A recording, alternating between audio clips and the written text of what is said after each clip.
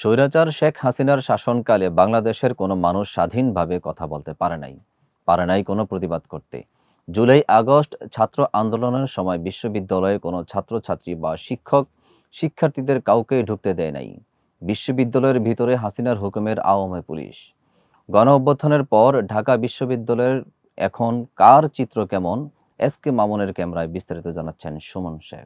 2024 জুলাই আগস্টের যে স্বৈরাচার পতনের যে আন্দোলন ছিল, বৈষম্য বিরোধী ছাত্র আন্দোলন এবং গোটা বাংলাদেশের সাধারণ মানুষ এবং বিভিন্ন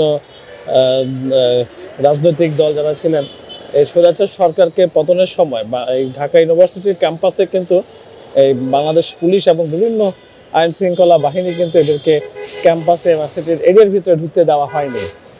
আজ কিন্তু দেশ স্বাধীন হয়েছে এবং স্বৈরাচার সরকার এই দেশ থেকে পালিয়েছে। সাবেক প্রধানমন্ত্রী শেখ হাসিনা দেশ থেকে পালিয়ে ভারতে আশ্রয় গ্রহণ করেছেন। কিন্তু আজ কিন্তু মানুষ তার নিজের বাক স্বাধীনতা ফিরে পেয়েছে তার অধিকার, কথা বলার অধিকার।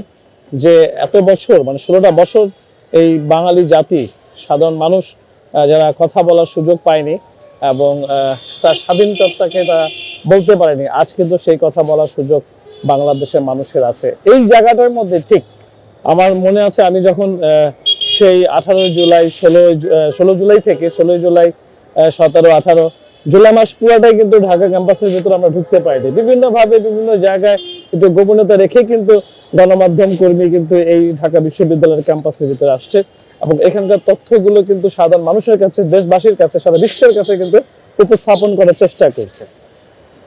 আজ এই বিশ্ববিদ্যালয়ের ক্যাম্পাস গোটা বাংলাদেশের মানুষ কিন্তু স্বাধীনভাবে চলাফেরা করার সুযোগ পাচ্ছে। তারা স্বাধীনভাবে চলতে পারতেছে, তার অধিকার আদায় করার চেষ্টা করতেছে, অধিকার ফিরে পাচ্ছে। এর মাঝেও কিন্তু কিছু রাজনৈতিক দল তারা তাদের অবস্থানকে বোঝানোর জন্য তারা বিভিন্ন জায়গায় দখলদারি বা বিভিন্ন কার্যক্রম চালাচ্ছে। কিন্তু আসলে যারা ছাত্র আন্দোলন এবং গোটা বাংলাদেশকে স্বাধীন করেছে তারা কিন্তু এই দেশটি চায়নি। তারা কিন্তু চায়নি যে আবারও সেই দখলবাজি, চাঁদাবাজি, বিভিন্ন জায়গায় তারা এই যে মানুষকে হয়রানি, হত্যার পরিকল্পনা, তাকে মারধর, হুমকি, এই কাজগুলো কিন্তু বৈষম্য ছাত্র আন্দোলন যারা আছেন এবং যারা সাধারণ মানুষ যারা আন্দোলনের সাথে সম্পৃক্ত ছিল তারা কিন্তু এই দেশটা চায়নি। তারা চেয়েছে সুন্দর একটি দেশ, যে দেশে আমার নিজের স্বাধীনতা থাকবে, যে দেশে আমি সুন্দর মতো আমার কথা বলতে পারবো, আমি আমার কর্মকাণ্ড করতে পারবো, আমি আমার কাজ করতে পারবো, রাষ্ট্র বিরোধী কোনো কাজ হবে না। কিন্তু এখনো কিন্তু কিছু রাজনৈতিক দল, কিছু ব্যক্তি নিজের প্রভাব কাটিয়ে তার শক্তি, তার শক্তিকে এখানে প্রকাশ করতেছে। সেই জায়গাগুলো যেখানে বিভিন্ন সময় পুলিশ এখানে ফায়ারিং করছে, সেই রাত্রির কথা অনেকেরই মনে আছে, যে রাত্রিতে গণমাধ্যম কর্মীকে ঢুকতে দেওয়া হয়নি ঢাকা বিশ্ববিদ্যালয়ের ভিতরে এবং সাধারণ ছাত্র ছাত্রীদেরকে কিভাবে এই ইউনিভার্সিটি থেকে বিদায় করেছিল, এটার ঘটনা অনেকেই জানে। আজ কিন্তু সেটা এখন আর নাই।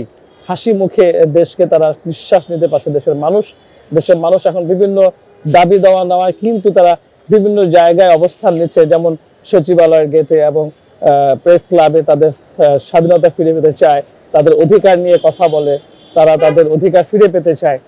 এই হলো এখানকার অবস্থা।